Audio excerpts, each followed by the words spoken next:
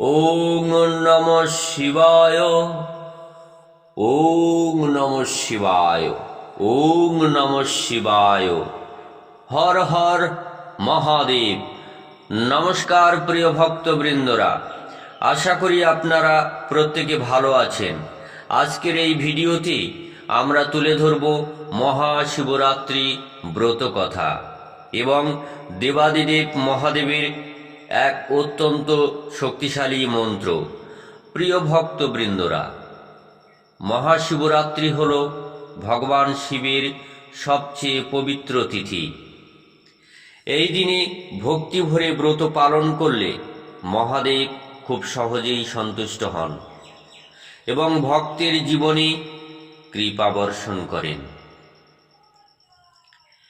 শাস্ত্রমতে মহাশিবরাত্রির দিনে যে ভক্ত নিষ্ঠা ও বিশ্বাসের সাথে ব্রত পালন করেন তার জীবনের পাপ নাশ হয়।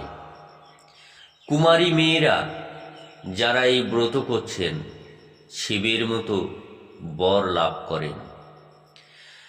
দুঃখ কষ্ট দূর হয়ে যায়, সংসারে শান্তির বাতাবরণ তৈরি হয়, মন শরীর পবিত্র থাকে।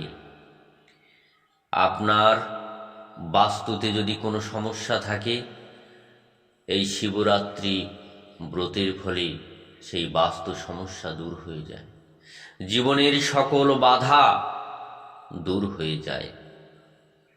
এই ব্রতের কোনো কঠিন বিধি নিষেধ নেই, শুধুমাত্র ভক্তি, বিশ্বাস এবং মহাদেবের নাম স্মরণই যথেষ্ট। শিবরাত্রির ব্রত কথা। বহুকাল আগে বারাণসীতে একটি ব্যাত ছিল। দিনরাত সে শুধু জীব হত্যা করত। একদিন ব্যাত শিকার করতে গিয়ে অনেক পশু পক্ষী মেরে সন্ধ্যা ঘনিয়ে আসতেই বাড়ির দিকে ও রওনা দিল। কিছুটা এগোতেই রাত্রি হয়ে গেল। অন্ধকার রাত্রি, পথ দেখা যায় না। সে তখন এক গাছের নিচে আশ্রয় নিল। কিন্তু গভীর জঙ্গলে হিংস্র জন্তু জানোয়ারের ডাক শুনে সে ভয়ে একটা গাছে উঠে তার ডালে মাংসের ঝোলা বেঁধে সেই ডালেই বসে রইল। গাছটি ছিল বেলগাছ, গাছের নিচে ছিল শিবলিঙ্গ। ব্যাধ গাছের ডালে বসে নড়ে চড়ে উঠতেই শিশিরে ভেজা একটি বেলপাতা খসে পড়ল সেই শিবলিঙ্গের মাথায়। সেদিন ছিল শিব চতুর্দশী, ব্যাধও ছিল উপবাসী। তাই শিবের মাথায় বেলপাতা পড়তে শিব সন্তুষ্ট হলেন। ব্যাধ কিছুই জানত না, তবু তার শিব চতুর্দশী ব্রতের ফললাভ হলো। সকালে ব্যাধ বাড়ি ফিরে এলো। সবাই তার জন্য ভাবছিল। ব্যাধ ফিরে আসতে তাকে তার বউ খেতে দিল। এমন সময় একজন অতিথি এলো। ব্যাধ কি ভেবে তার খাবারগুলো অতিথিকে খেতে দিল, তাতে তার পালনের ফলও লাভ হলো। কিছুদিন বাদে ব্যাধ অসুস্থ হয়ে মারা গেল। যমদূতরা তাকে নিয়ে যাবার জন্য এলো। এমন সময় সেখানে শিবদূতরা এলো। দুজনে যুদ্ধ বেঁধে গেল। যমদূতরা হেরে গেল। শিবদূতরা ব্যাধকে কৈলাসে নিয়ে এলো। যমদূতরা তাদের পিছনে পিছনে ধাওয়া করল। কৈলাসের দ্বারে নন্দী পাহারা দিচ্ছিল। সে যমদূতদের কাছে ব্যাধের শিবরাত্রির কথা বলল। সব শুনে যমদূতরা ফিরে গিয়ে যমকে সব জানালো। যম বললেন, হ্যাঁ, যে শিব বা বিষ্ণুর ভক্ত আর যে শিব চতুর্দশী ব্রত করে এবং যে বারাণসী ধামে মারা যায়, তার উপর আমার কোনো অধিকার থাকে না। তারপর থেকে এই ব্রতের কথা চারিদিকে প্রচার হলো। শিবরাত্রি ব্রত পালন করার সহজ নিয়ম। প্রিয় ভক্তবৃন্দরা, আপনি যদি শিবরাত্রির দিন সকালে স্নান করে শিবলিঙ্গে জল, দুধ বা গঙ্গা জল অর্পণ করেন, বেলপাতা নিবেদন করেন, সারাদিন উপবাস বা ফলাহার করেন এবং রাত জেগে মহাদেবের নাম স্মরণ করেন, তাহলে মহাদেব অবশ্যই কৃপা করেন। এখন আমরা পাঠ করব মহাদেবের এক অত্যন্ত শক্তিশালী মন্ত্র, ওম নমঃ শিবায়। প্রতিদিন অন্তত 10 মিনিট এই মন্ত্র শ্রবণ বা পাঠ করলে জীবনে সকল বাধা দূর হয়, নেগেটিভ শক্তি নাশ হয়, সংসারে শান্তি আসে, মানসিক শক্তি বৃদ্ধি পায়, শিবের কৃপা সব সময় সাথে থাকে। প্রিয় ভক্তবৃন্দরা, মহাদেবের কৃপায় আপনার জীবন হোক শান্ত, পবিত্র ও সুখময়। এই ভিডিওটি ভালো লাগলে চ্যানেলটি সাবস্ক্রাইব করুন এবং প্রিয়জনদের সঙ্গে শেয়ার করুন।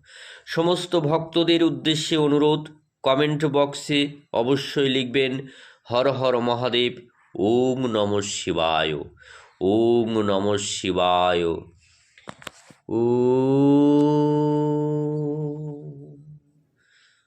নমঃ শিবায়।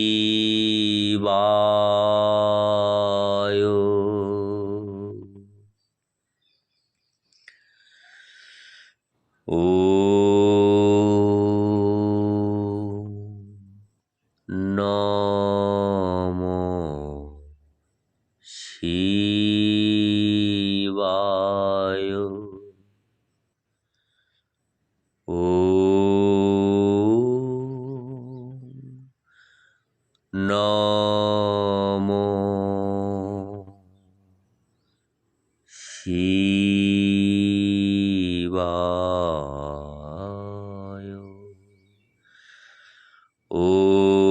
ওম নমঃ শিবায়।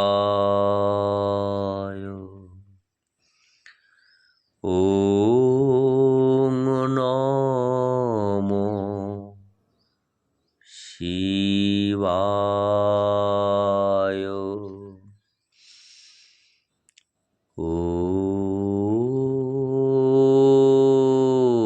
নমঃ শিবায়। ওম নমঃ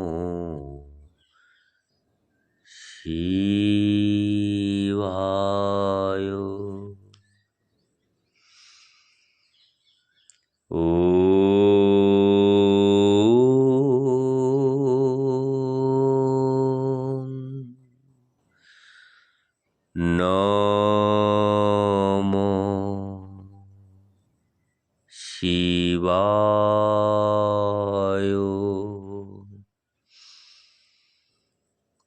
ওম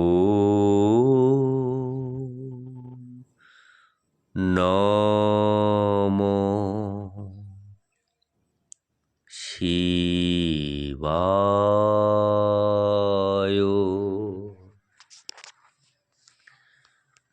ওম নমঃ শিবায়। ওম নমঃ শিবায়। ওম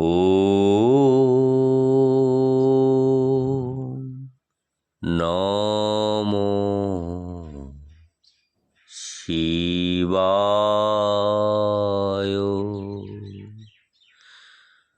ওম নমঃ শিবায়।